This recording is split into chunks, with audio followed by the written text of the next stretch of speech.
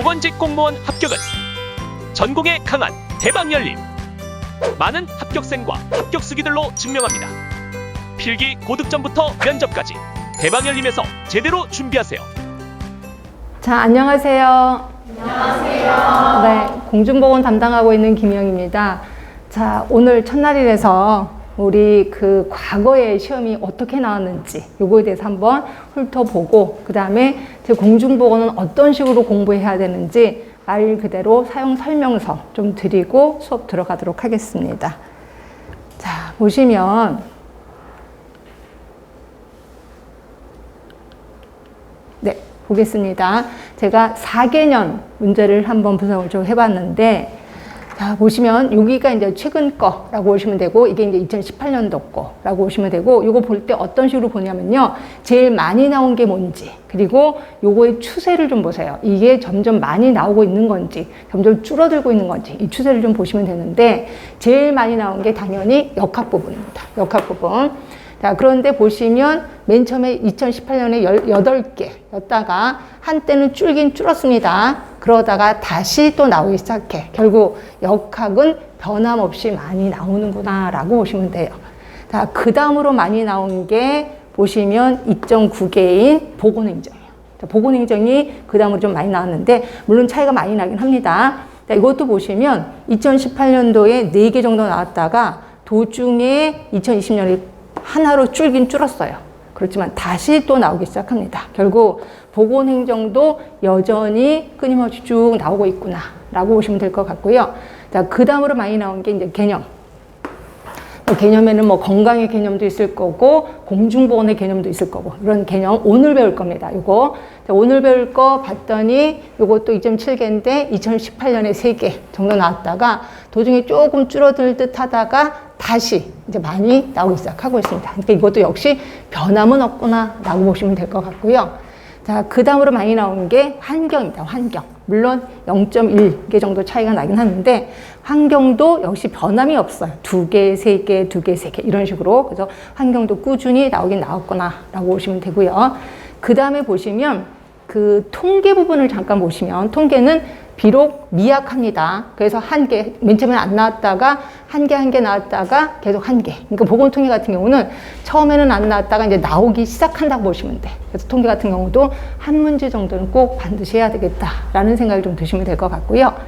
그 다음에 보시면 학교 보건 및 보건교육, 요게 이제 0.8개인데, 이게 처음엔 되게 많이 나왔거든요. 그러다가 점점 안 나오기 시작합니다. 이게 왜 안 나오는지 모르는데 점점 이게 좀 비중이 좀 줄어들고 있구나, 이렇게 생각하시면 돼요. 그래서 이게 뭐 작년 같은 경우는 하나도 안 나왔다라고 보시면 되고요. 그렇죠?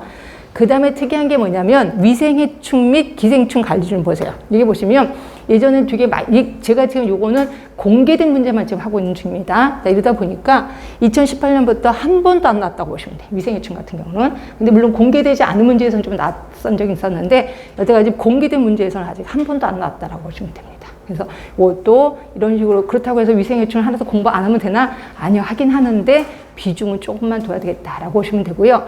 그러면 도대체 어떤 문제들이 나왔는데요? 이제부터 들어가도록 하겠습니다.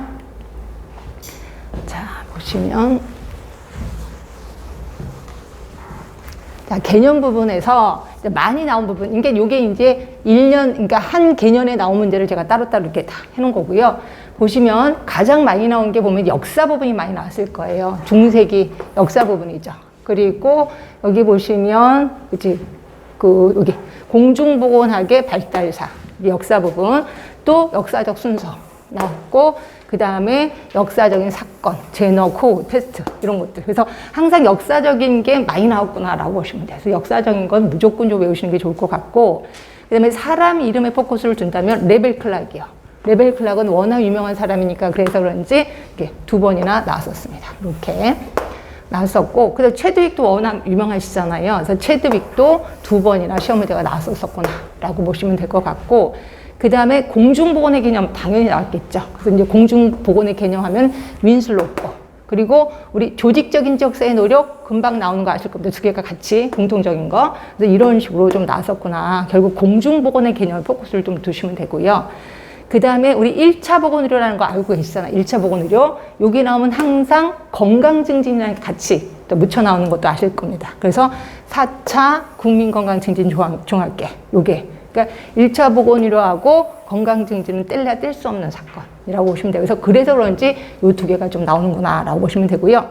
그 다음에 또 하나 모형으로는 프리시드, 프로시드 모형, 워낙 유명한 모형, 그리고 스와트 분석, 오늘 배우실 겁니다, 요거. 그리고 건강 신념 모형, 일명 건강 믿음 모형도 시험 문제 좀 나왔었구나 라고 보시면 되고요. 그래서 이거 보면서 여러분들이 혹시 공부하셨던 분이라면 아, 내가 알고 있는 부분이구나. 근데 만약에 딱 보고 내가 모르는 부분이 나왔네? 그럼 이제 본인이 좀 공부가 좀 덜 됐다. 이렇게 생각하시면 될 것 같고, 자, 그 다음에 이제 역학 부분은 워낙 시험 문제가 많이 나와서 1하고 2로 좀 나눠놨습니다. 자, 역학에서는 계산하는 문제가 제법 굉장히 많이 나왔을 거예요. 계산하는 문제가. 그래서 보시면 동력 구하는 거, 자, 2차 발병률 구하는 거, 이거 나왔고, 그 다음에 보시면 또 뭐가 나왔나? 여기서는 계산하는 게 지금 없나요? 뒤쪽에 가면 있으려나? 아, 교차비. 이것도 계산하는 거죠. 그래서 계산하는 거는 반드시 나옵니다. 계산하는 걸 좀 기억을 해두시면 되고, 그 다음에 역학에서는 대부분 역학 연구 방법이 좀 나올 거예요. 그래서 역학 연구 방법에는 단면 조사 연구, 여기 좀 나왔고, 그 다음에 보시면, 여기도 단면 조사 연구 또 나오네요. 단면 조사 연구가 제법 나왔었구나, 이렇게 보시면 될 것 같고, 그 다음으로 많이 나오는 게 면역이 좀 나올 겁니다. 그래서 면역 보시면 인공 능동 면역 있고, 후천적 면역 있고, 그 다음에 자연 수동 면역 있습니다. 그러니까 면역이 굉장히 좀 많이 나왔구나라고 보시면 되고요. 아, 계산하는 거 여기 또 있네. 비교 위험도도 또 있습니다. 그래서 계산하는 것도 좀 많이 나오고, 면역 얘기가 좀 나오고, 그 다음에 역학 연구 방법, 이런 것들이 좀 나오는구나라고 보시면 되고요. 그 다음에 이제 필수 예방접종 나옵니다. 필수 예방접종 나오고, 그 다음에 감염병 당연히 나올 수밖에 없죠. 그래서 상급 감염병, 이거를 좀 물어보는 이런 것들이 좀 나오는 거고요. 그 다음에 이제 급성 감염병에서는 보면 이제 급성 감염병에서는 뭐가 나왔냐면 인플루엔자. 요게 좀 하나 딱 물어보는, 그러니까 질병의 각각에 대해서도 좀 공부를 하실 필요가 있는 게 이런 걸 이렇게 대놓고 물어보거든요. 인플루엔자의 특성에 대해서. 그리고 만성 같은 경우에는 당뇨병도 나오고, 그 다음에 여러분 무조건 외워야 되는 게 대사성 증후군 진단 기준. 이거는 무조건 외우셔야 되는 거죠. 이런 것들이 나왔고, 그 다음에 폐결핵 집단검진 순서. 이거는 제가 수업 시간에도 엄청 많이 주장을 했기 때문에 아, 이런 것들도 시험 문제 좀 나왔었구나 라고 보시면 되고요. 그 다음에 우리 역학의 6가지 고리 기억하시죠? 6가지 고리. 그래서 6가지 고리 하면은 맨 처음에는 병원체, 그 다음에 병원소, 이런 식으로 해서 쭉 나오거든요. 그래서 이 중에서 병원체 얘기가 나옵니다. 그래서 병원체의 종류, 이런 것들도 나오고. 그래서 6가지 고리도 하나같이 다 좀 기억을 둬야 되겠구나라는 생각을 하시면 되고요. 그 다음으로 또 나온 게, 자, 요거. 자, 이거는 뭐 시대를 생각해서 그런 것 같아요. 지카 바이러스 나온 거예요. 이거는 그때 당시에 지카 바이러스가 좀 유행을 했었거든요. 그래서 결국 우리는 주변의 환경의 변화도 빨리빨리 캐치를 해야 되겠구나. 지카 바이러스 그때 유행했을 때 여기 한번 시험에 나왔었을 겁니다. 자, 여기서도 계산하는 거 잠깐만 볼게요. 신뢰도 계산하는 거, 그리고 비교 위험도 계산하는 거 나왔고, 양성 예측도 계산하는 거 나왔죠. 그리고 또 어디 있어? 쭉 보시면 요 정도 계산하는 거 나왔고, 그 다음에 이제 만성질환의 특성, 이런 것들은 뭐 나올 수밖에 없는 거고, 풍진 나왔네요. 감염병에 대해서 풍진 나왔고, 그 다음에 만성질환에 대해서는, 아, 요것도 감염병이네. 신중훈 출혈열 나왔고요. 그 다음에 1급 감염병 또 나왔었습니다. 아, 상대 위험도도 계산하는 거 나왔고. 그렇죠? 그리고 우리 역학의 종류에서는 기술 역학, 요것도 나왔고, 그리고 코호트 연구, 이것도 나왔습니다. 역학의 종류. 그러니까 역학의 종류가 당연히 나올 수밖에 없는 것들이 나왔구나 라고 보시면 될 것 같고, 그 다음에 비만을 측정한 지수, 그래서 렐러 지수라고 알고 계실 겁니다. 렐러 지수 좀 나왔고요. 그 다음에 볼 수 있는 게 인공 능동 면역 당연히 나왔고, 그 다음에 환자 대조군 연구. 그래서 역학에서는 어느 거 하나 중요하지 않는 게 없다. 그래서 처음부터 끝까지 다 알고 계셔야 되겠다 라고 보시면 될 것 같고요. 자, 그 다음에 이제 통계 부분. 또 통계 부분은 아까 말한 대로 한 문제 정도 나왔다. 그리고 최근에 좀 나오는 편이다 라고 표현했고, 한 문제가 자, 이렇게 나왔습니다. 정규 분포의 특성, 단순 무작위 표본 추출, 계통 표본 추출, 계통 추출법. 결국 추출 방법이 좀 나왔었구나라고 보시면 돼요. 추출 방법에 대해서. 그래서 계통 추출 방법, 뭐 비계통 추출 방법이 있는데 특히 계통 추출 방법이 시험 문제로 나왔구나 이렇게 보시면 될 것 같고요. 자, 그다음에 이제 모자보건 및 인구를 좀 보시면 인구 구조가 나왔는데 특히 항아리 쪽을 묻는 게 시험 문제 좀 자주 나왔었어요. 그 이유 중에 하나가 우리나라가 항아리형이거든요.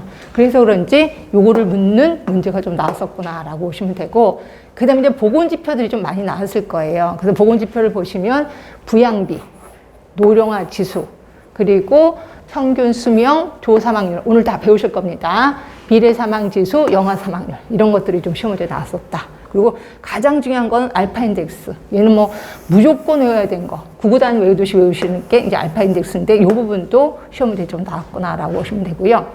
그 다음에 인구 변천 단계 아실 거예요. 인구 변천 단계도 한번 시험 문제에 나왔었구나 이렇게 보시면 되고요.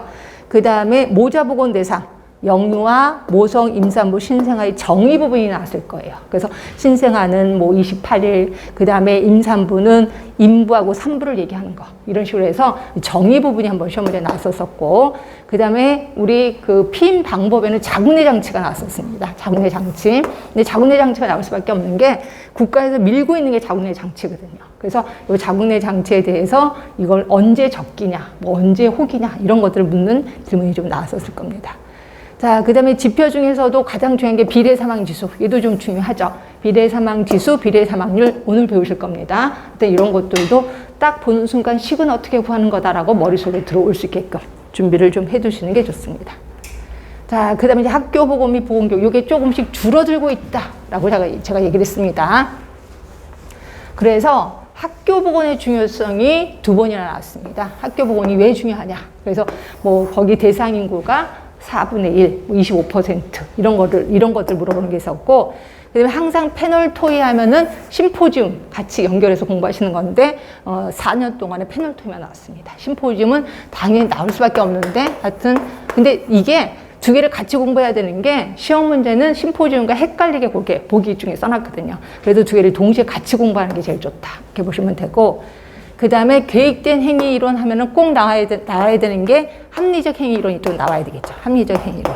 그래서 계획된 행위 이론에 하고 합리적 행위 이론을 비교하는 문제가 나왔었을 겁니다. 이거 두 개 같이 공부를 해야 되는 게 좋고, 그 다음에 학교 쪽에서는 보호구역 나올 수밖에 없는 거죠. 그래서 보호구역에 절대 보호구역이 있고 상대 보호구역이 있다. 그래서 이 보호구역을 묻는 질문이 나왔었고, 이것도 그렇게 어려운 건 아닐 겁니다. 이렇게 있고. 자, 그럼 이제 정신건강 및 노인보건이 요게 이제 한동안 안 나왔다가 얘도 슬슬 나오기 시작하는데, 이제 여기 보시면 정신건강 관련 특성. 그래서 이거는 그냥 상식선에서 풀 수 있게끔 그렇게 시험 문제가 나왔었어요. 그래서 보시면 되고, 그 다음에 여기 이제 그냥 노인보건이기 때문에 노령화 지수하고 노인부양비 여기도 다시 한번 집어넣은 거고, 그 다음에 뜬금없이 나온 게 요거예요. 정신건강 증진의 기본 이념. 요게 시험 문제 나왔었습니다. 근데 이게 어디에 얘기냐면 이 법 얘기예요. 그래서 이 법 이름이 좀 보세요. 되게 길어요. 정신건강 증진 및 정신질환자 복지 서비스 지원에 관한 법률에 정신건강 증진의 기본 이념이 있거든요. 그게 뜬금없이 시험 문제 나왔어서 이것도 저도 좀 당혹하긴 하게 했습니다. 그래서 정신 쪽에서는 이렇게 뜬금없는 문제가 나올 수도 있구나 라고 생각을 좀 하시면 될 것 같고요. 자, 그 다음에 산업보건이요. 산업보건은 시험 문제 좀 나올 수밖에 없습니다. 그래서 산업보건에서는 대부분 산재 쪽이 좀 많이 나올 거예요. 그래서 산재, 산업재해, 그 다음에 또 산재 또 나왔죠. 또 산재가 좀 나오고, 그 다음으로 나오는 게 이제 산업재해 지표. 그래서 재해율, 강도율, 도수율. 여기도 재해율, 사망 만인율, 도수율, 강도율. 그래서 요것들은 산업재해 지표는 기존의 것을 당연히 외우시고, 그 다음에 또 우리 접하지 않은 것들도 좀 몇 개 있을 거예요. 이런 것들도 틈나는 대로 우리 공부를 하셔야 돼. 이 지표가 굉장히 좀 많은 편이거든요. 근데 그 중에서 우리 보고는 되게 조금만 배웠는데, 한 4가지 정도만 배웠는데, 그거 말도 되게 많아요. 근데 그것들도 이번에는 다 커버를 할까 합니다. 이렇게 있는 거고, 그 다음에 보시면, 이제 여기도 또 있네요. 산업재해 지표. 있는 거고, 그 다음에 이제 중독이 나와요. 중독이 나오는데, 자, 보세요. 카드뮴 중독이 뜬금없이 2번이나 나왔습니다. 카드뮴 중독. 그 다음에 또 하나가 벤젠 중독. 그래서 중독 얘기가 좀 나왔다라고 보시면 될 것 같고, 그 다음에 요거는 뭔지는 아실 거예요. 근로자의 건강보호를 위한 조치. 그래서 우리 물건이 나빠. 그러면 제일 좋은 거는 대치. 그 다음으로 대치가 안 되면 뭐 격리. 그죠? 그 다음에 안 되면 뭐 환기. 그 다음에 보호구. 그 다음에 교육. 예, 요거를 묻는 문제가 좀 나왔었구나라고 보시면 됩니다. 그래서 산업도 역시, 요것도 나오네. TLV. 뭔지는 아시죠? TLV. 그래서 뭐 몇 시간 이내에 뭐 하루 뭐 8시간 근무한다면 그 다음에 그 농도에서 노출돼도 괜찮아. 뭐 이런 거, STE 이런 것들이 좀 시험에 나왔었다라고 보시면 될 것 같고요. 자, 그 다음에 보시면 환경 쪽입니다. 자, 환경 쪽에서는 대부분 환경하면 크게 우리는 두 가지로 접근이 들어갔었거든요. 하나가 뭐였었냐면 그 공기 쪽에서 하나 들어갔고, 그 다음에 또 하나가 물 쪽으로 들어갔단 말이에요. 근데 공기 쪽에서도 기본 개념이 있고요. 그리고 여기 이제 오염이 있을 거예요. 오염 중에서도 대기 오염이 있고 실내 오염이 있었거든요. 근데 이 대기 오염 지표, 실내 오염 지표 이런 것들이 시험 문제가 좀 나올 거고, 개념 같은 경우에는 온열 지수 뭐 이런 것들이 좀 나올 겁니다. 그래서 우리가 알고 있는 뭐 불쾌 지수라든지 이런 것들이 좀 나오는 거고, 물 같은 경우도 역시 개념이 있고요. 오염이 있거든요. 근데 물은 대부분 개념 쪽이 좀 많이 나와요. 개념. 그래서 보시면 뭐 개념에서는 상수 처리, 하수 처리 이런 것들이 나오는 거고, 그 다음에 수질 검사 기준, 이런 것들이 좀 시험에 나오는데 이게 나왔을 겁니다. 자, 보시면 자, 일단 공기 쪽으로 가시면 온열 요소 나왔죠. 그죠? 그리고 4대 온열 요소 똑같이 나온 거고요. 그럼 기온 역전 나올 수밖에 없습니다. 공기 쪽으로는. 자, 그 다음에 대기 환경 기준. 뭐 얘는 외울 게 너무 많은데 요거를 그래도 외우자. 외울 게 너무 많지만 외우자라고 제가 표현을 했었을 겁니다. 그거 있고, 그 다음에 스모그. 항상 역전이 나오면 스모그가 나오는데 스모그 중에서도 런던 스모그. 또 하나 LA형 스모그. 두 개 좀 비교를 좀 하시면 되는 거고, 그 다음에 대기 환경 기준 또 나왔잖아요. 그렇죠? 그래서 대기 환경 기준은 외울 건 많지만 그래도 외워야 된다라고 보시면 될 것 같고, 그 다음에 밑에 가시면 지구 온난화 원인, 온실가스, CO2. 그래서 지구 온난화에 대해서는 시험 문제에 나올 수밖에 없습니다. 지금 현재 현상이 그러니까. 그럼 이제 물 쪽으로 가시면 이제 수질 오염. 이거는 이제 정의 부분을 묻는 문제가 나왔을 거고요. 그 다음, 이거는 대기 오염. 아까 대기 오염. 요게 이제 대기 환경 기준이랑 똑같은 거니까. 그리고 물 쪽으로 가면 염소소도 나오고, 수질 검사 기준. 이것도 외울 거 꽤나 많아요. 그래도 외우셔야 돼. 왜냐면 나올 게 뻔하니까. 그죠? 자, 그리고 하수 처리 과정. 근데 요거 말고 또 어떤 때는 상수 처리 과정도 나오거든요. 그러니까 하수 처리하고 상수 처리는 같이 공부하시는 게 좀 좋습니다. 이렇게 있고, 자, 이거 보세요. 먹는 물 수질 기준 또 나오잖아요. 그래서 이것들은 좀 외울 수밖에 없다. 그 다음에 수질 오염 지표에서 3총사가 있습니다. 그래서 DO, COD, BOD. 얘는 3총사니까 무조건 외우셔야 되고, 거기에 TOC도 요번에 이제 그 기준에 들어갔거든요. 그러니까 TOC도 좀 기억을 좀 해주시는 게 좋다라고 보시면 되고요. 그래서 환경은 뭐 이미 공부하신 분은 아시겠지만 외울 게 엄청 많구나라고 보시면 돼요. 그렇지만 외워야 돼. 그래서 요 부분이 조금 암기하는 게 좀 까탈스러울 겁니다. 자, 그 다음에 이제 식품위생과 보건영양. 그래서 주로 나오는 게 식중독입니다. 여기서는. 자, 식중독에 대해서는 식중독에서는 세균에 의한 식중독이 있고, 그다음 바이러스에 의한 식중독이 있고, 그다음에 또 하나가 자연 독에 의한 식중독이 있고, 그다음에 화학적 식중독이 있는데 대부분 이쪽 부분이 시험 문제가 좀 나왔을 거예요. 그래서 전체적인 식중독, 여기 안에는 이제 세균성 식중독 모든 게 다 들어간 그런 게 시험 문제가 나왔었고, 그다음에 세균성 식중독 중에서도 독소용 식중독을 좀 묻는 질문이 있었고, 바이러스, 그다음에 포도상 구균, 이게 이제 세균성 식중독이죠. 그리고 세균성 식중독과 경구 감염병과의 차이, 계속 식중독 얘기가 나왔었습니다. 그리고 살모넬라 식중독, 자연 독에 의한 식중독, 이렇게 좀 나왔었고요. 그 다음으로 나온 거는 요 식품의 부패, 산패, 발효 이런 것들이 시험 문제에 나왔었고, 그 다음에 식품의 보존 방법, 절임하는 방법, 가열법 이런 것들을 묻는 문제가 나왔구나. 결국 식품 및 보건 영양에서는 대부분 식중독을 좀 포커스를 둬야 되겠구나라는 생각을 좀 드시면 될 것 같고요. 자, 그다음 이제 보건행정입니다. 보건행정. 자, 보건행정에서는 대부분 그게 나왔더라고요.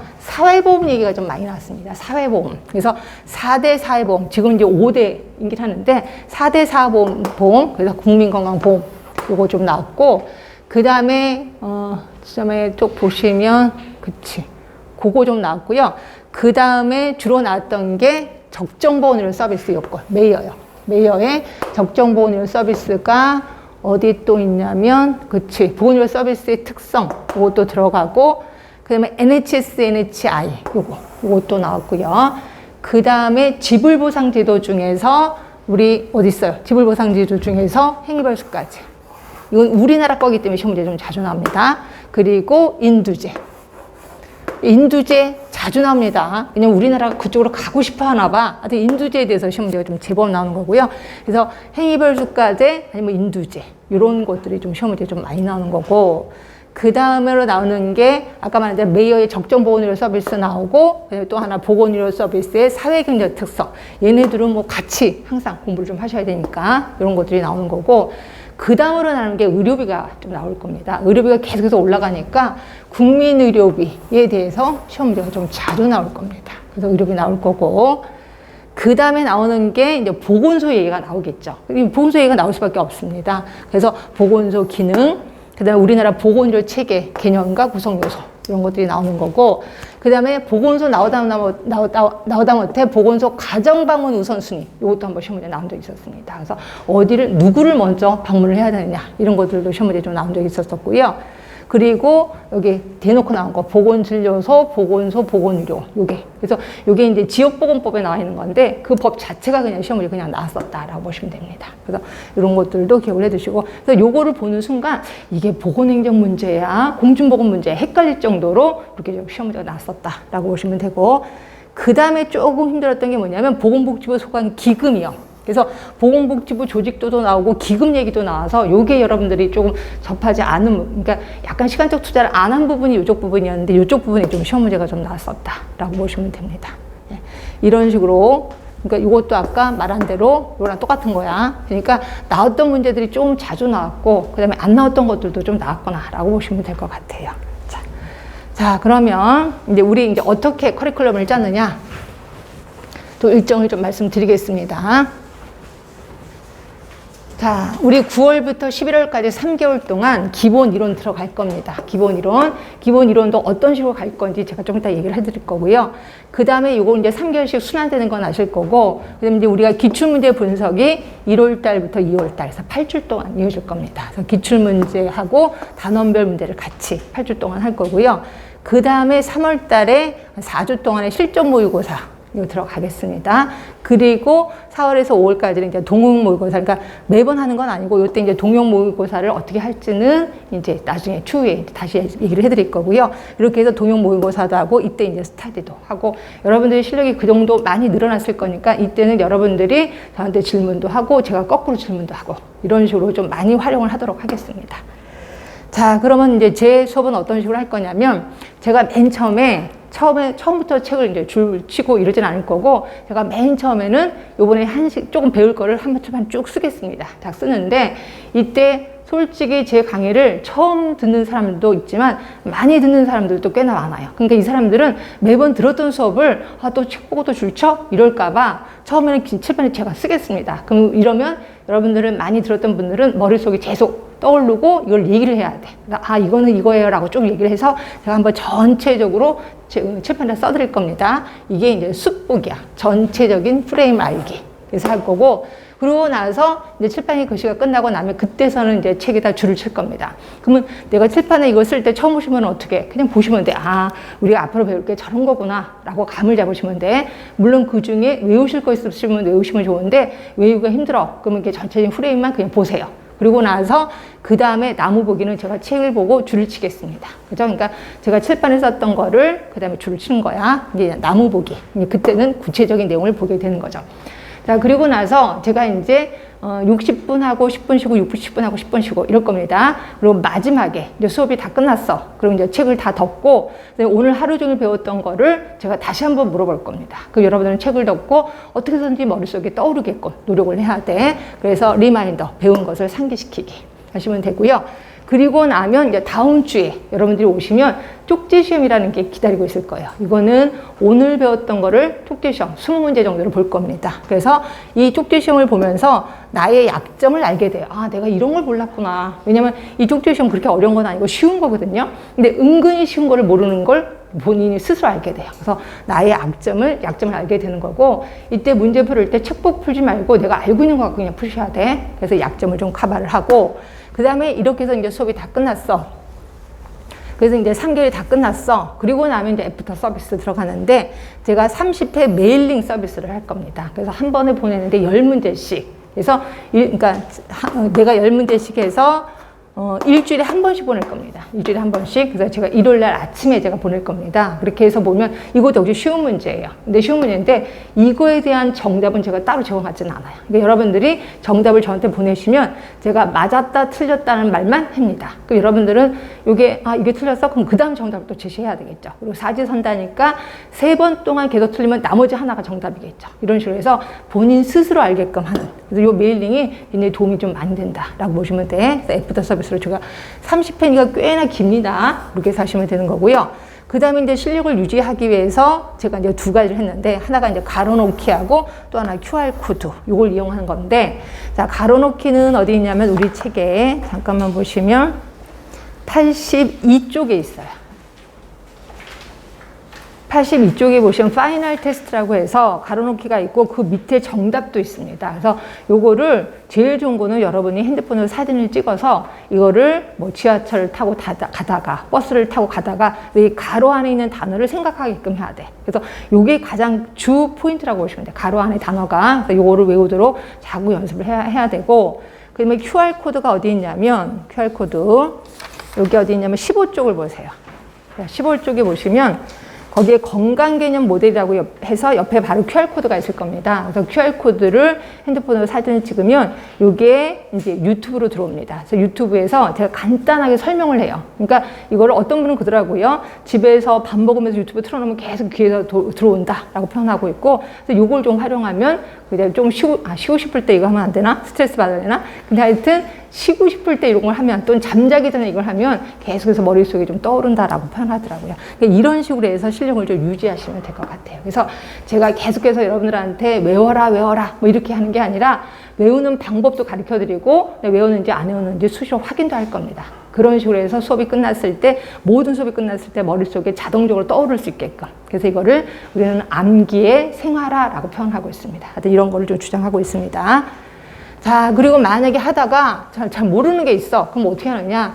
진동 카페 있습니다. 여기에 들어가시면 김영의 전공 해결이라는 데가 있는데, 여기 와서 질문을 하시면 제가 여기에 알람 울리게끔 해놨거든요. 그러니까 여러분들이 새벽에 만약에 질문해도 제가 띵동하고 울려요. 그럼 바로 거기서 답변을 드리도록 하겠습니다. 그래서 혹시라도 제가 답변을 못 드리면 제가 뭐 책을 찾는다거나 다른 것 때문에, 그러니까 그거에 대해서 좀 더 깊게 공부하기, 좀 찾아보기 위해서 답변이 좀 늦어지는 것 뿐이고, 그 다음에 웬만하면 제가 알고 있는 거 바로 그 자리에서 답변을 드리도록 하겠습니다. 그러니까 이런 식으로 제 수업이 이루어질 거고, 그래서 저를 믿고 오셨기 때문에 제가 어떻게 해서든지 마지막 한 분까지 합격할 수 있게끔 열심히 노력하도록 하겠습니다.